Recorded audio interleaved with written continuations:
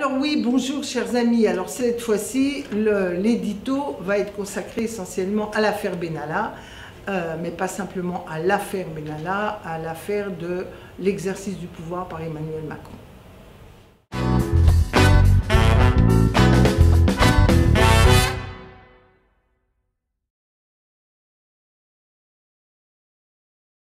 Je vais vous parler aujourd'hui, bien sûr, de l'affaire Benalla. J'ai déjà eu l'occasion d'intervenir pour dire l'inacceptable qu'un collaborateur du président de la République puisse avoir cette attitude d'être au milieu des forces de police, d'être violent, par ailleurs d'avoir une pseudo-sanction qui est dérisoire au regard de ses actes, et beaucoup de complaisance pour taire cette affaire. On s'était dit pas vu, pas pris. Tous les jours, il y a un rebondissement, en tout cas à travers d'ailleurs les enquêtes parlementaires, les commissions d'enquête parlementaires qui ont été créées, tant à l'Assemblée nationale qu'au Sénat. Et tous les jours, on voit la gravité finalement de ce que révèle cette affaire. Ce qu'elle révèle aussi, c'est une forme de délégitimation des institutions de notre République et une vision du pouvoir qui est très contestable. D'ailleurs, on avait senti poindre cette dérive de la Ve République poussée à l'extrême vers un pouvoir autoritaire dans la campagne d'Emmanuel Macron. Rappelez-vous, il nous louait l'idée des spoil systems, c'est-à-dire que dans sa tête, l'administration publique, l'État, doivent être au service de la politique qu'il veut mener. Et pour être efficace, c'est-à-dire pour ne pas avoir de résistance de la société, eh bien, il faut avoir des directeurs aux ordres, en cohérence totale avec l'exécutif. Et quand on n'arrive pas à faire bouger l'administration comme on le souhaite, on la contourne. C'est d'une certaine façon ce qu'on voyait s'installer à l'Élysée avec la fameuse création de cette direction de la sécurité qui devait être confiée à M. Benalla. Donc cette idée que le pouvoir procède du sommet et que l'administration doit lui être inféodée est extrêmement dangereuse. Moi, je crois fondamental, au contraire, de garantir la neutralité de l'État, de l'intervention de l'administration, ce qui ne veut pas dire qu'elle s'autonomise par rapport aux politiques. On doit lui fixer des cadres clairs de son action, des objectifs, on doit la contrôler, on doit veiller à son bon fonctionnement. Quand je dis on doit, bien sûr, l'exécutif a la responsabilité de mettre en œuvre cette administration pour atteindre ses objectifs et le Parlement doit pouvoir mieux la contrôler et plus régulièrement. C'est une garantie de crédibilité car il est très important que l'État incarne une forme d'intérêt général qui n'est pas soumis aux incartades du temps ou aux humeurs de nos dirigeants. Parce que l'intérêt général doit fédérer les Français et pas simplement être une sorte de pointe avancée d'une conception, fût-elle majoritaire, ce qui dans le cas d'Emmanuel Macron est très relatif comme majorité, vu les conditions dans lesquelles il a été élu, mais dans tous les cas de figure, fût-elle majoritaire, elle ne saurait se dispenser d'inclure cette idée d'être inscrite dans la durée, conforme à nos valeurs, est capable de fédérer massivement les Français. Voilà. Alors, derrière ce sujet, je crois qu'il y a des leçons à tirer. Non seulement stopper Emmanuel Macron dans ses dérives au regard du pouvoir personnel et d'un contrôle par un petit nombre de gens, par un réseau, voire par des cabinets noirs des administrations publiques, mais je crois qu'il faut être lucide. Emmanuel Macron pousse au paroxysme les dérives d'une Ve République qui n'a cessé d'aller dans cette direction.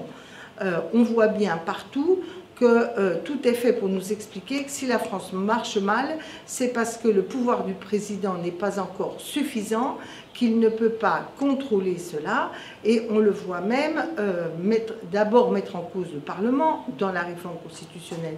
Tout est fait pour être mis en cause dans le Parlement, de fragiliser les corps intermédiaires. Au passage, saluons les médias, les syndicats de police qui ont quand même réagi tout de suite devant une situation qu'on cherchait à cacher.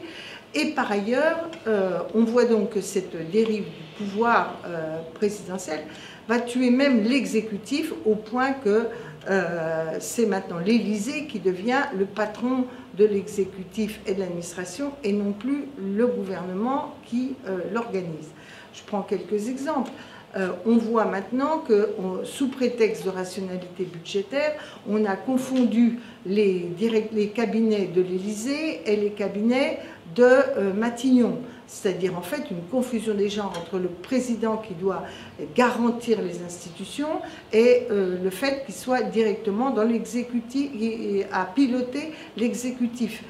De ce point de vue, les propos de Nicolas Sarkozy étaient déjà signifiant d'une dérive, c'est mon collaborateur. Ah ben là, on n'a pas les mots, mais on a plus encore les faits.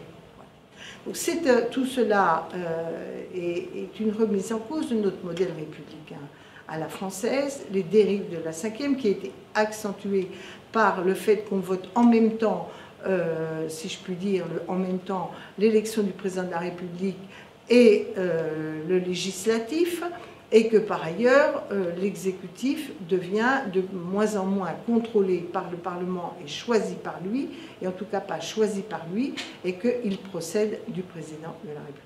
Alors comme on avait des évolutions institutionnelles en cours, moi je n'ai cessé de vous dire que ces évolutions allaient encore accentuer ce mécanisme et que c'était dangereux dans notre démocratie car par ailleurs ça affaiblissait la capacité du peuple à se faire entendre.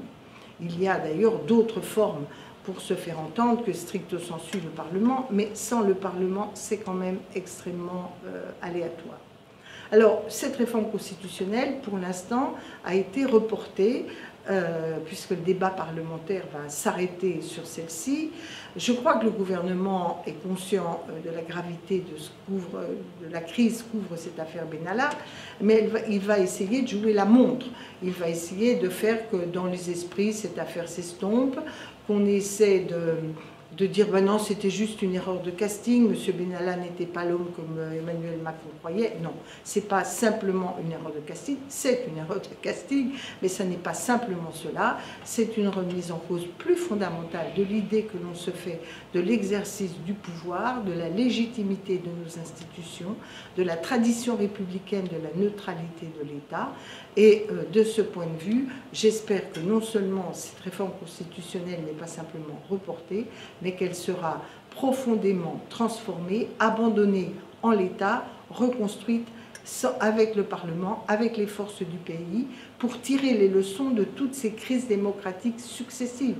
Je prends quelques exemples. Si on veut la neutralité de l'État, il faut arrêter ces réseaux de renvoi de balles. Comment on explique que c'est la faute à personne quand il y a une crise? C'est pas la hiérarchie, c'est pas le ministre, etc.